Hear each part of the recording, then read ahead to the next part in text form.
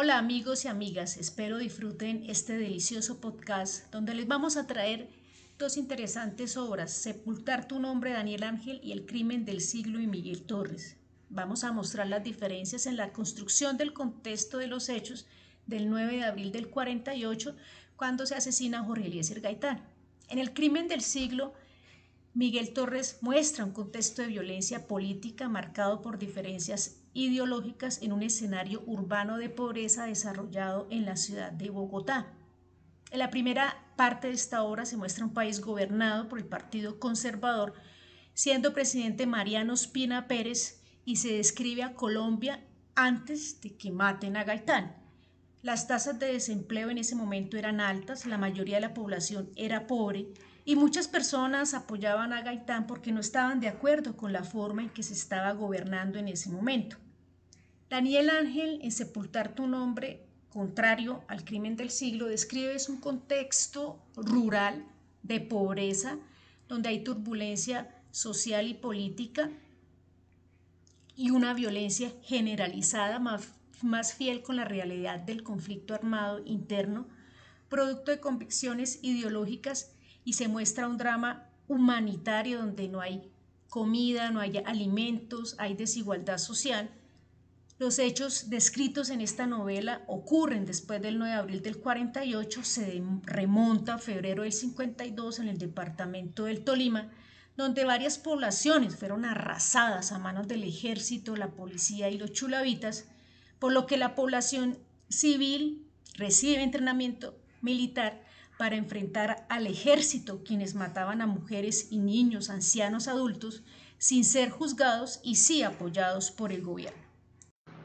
Juan Roa Sierra representa una parte de la clase popular colombiana, acentuada durante la época de 1940 en Bogotá. Este personaje se destaca en la obra El crimen del siglo por llevar a cuesta penurias que lo llevan a tomar malas decisiones productos de sus delirios de grandeza.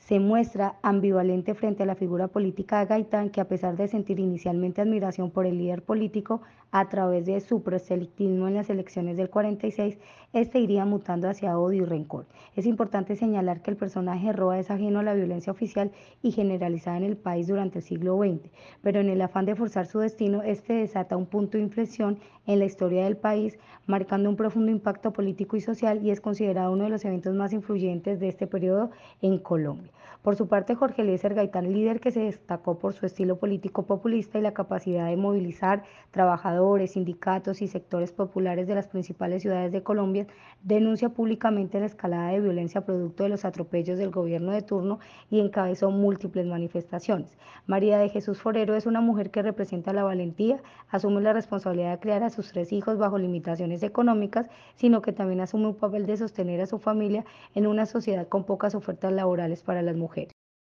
La obra Sepultar tu nombre se destacan personajes como Erasmo Soler, teniente Sombra Larga, tildado por el autor como comunista y ateo, víctima y personaje destacado durante el conflicto en Colombia tras el asesinato de Gaitán, quien hace parte de organizar las guerrillas liberales en las zonas del Tolima. Inicialmente tiene la esperanza de resolver los problemas del campesinado al considerar establecer diálogos con el gobierno nacional. Sin embargo, las masacres perpetradas por parte del ejército hacia la población civil hacen entender que la respuesta debe ser fuego contra fuego. En un momento de la historia relata que el miedo lo obliga a hacer cosas que no se imaginó, como matar a otro hombre que es igual a él, un hombre al que ni siquiera conocía o odiaba, pues simplemente mataba porque estaba en el bando contrario. Por su parte, Azucena, esposa de Erasmo, sufre violencia y victimización a través del desplazamiento forzado que se desarrolla en diferentes zonas del Tolima. Es condicionada a vivir en incertidumbre y temor, bajo ciertas condiciones difíciles de supervivencia, lejos de una vida digna. De acuerdo a la novela El crimen del siglo y Sepultar tu nombre, estableceremos las diferencias en la narrativa acerca de cómo el 9 de abril de 1948 fue o no determinante para el desarrollo de la violencia. La narrativa en El crimen del siglo, si bien es cierto vislumbra hechos reales, producto muy seguramente de una investigación previa del autor, también incluye algunos que son productos de la ficción. Cuenta la historia de una persona adentrándose en su mente y la forma del cómo aborda situaciones de la vida cotidiana y al parecer producto de unas de sus delirios de grandeza los lleva a cometer el homicidio de Galán. El protagonista se doblega y se refugia en la ayuda de otros. Se centra en aspectos políticos y sociales del asesinato, así como en la figura de Gaitán y su impacto en la sociedad colombiana. Por otra parte, en la obra Sepultar tu nombre, el autor utiliza una descripción de los hechos más cruda, evidenciando la realidad y el sufrimiento padecido por quien sí está directamente inmerso en el conflicto. Cuenta la historia de un grupo en cabeza de un personaje principal, quien después de abandonar sus estudios se convierte en un comandante aguerrido y producto de las experiencias propias en la guerra va perdiendo su compasión por el bando contrario. El protagonista es resiliente y hace frente a las adversidades generadas por el conflicto. Evidencia más el odio, la sevicia y la falta de humanidad y compasión, describiendo tratos crueles, inhumanos y degradantes producto de la guerra.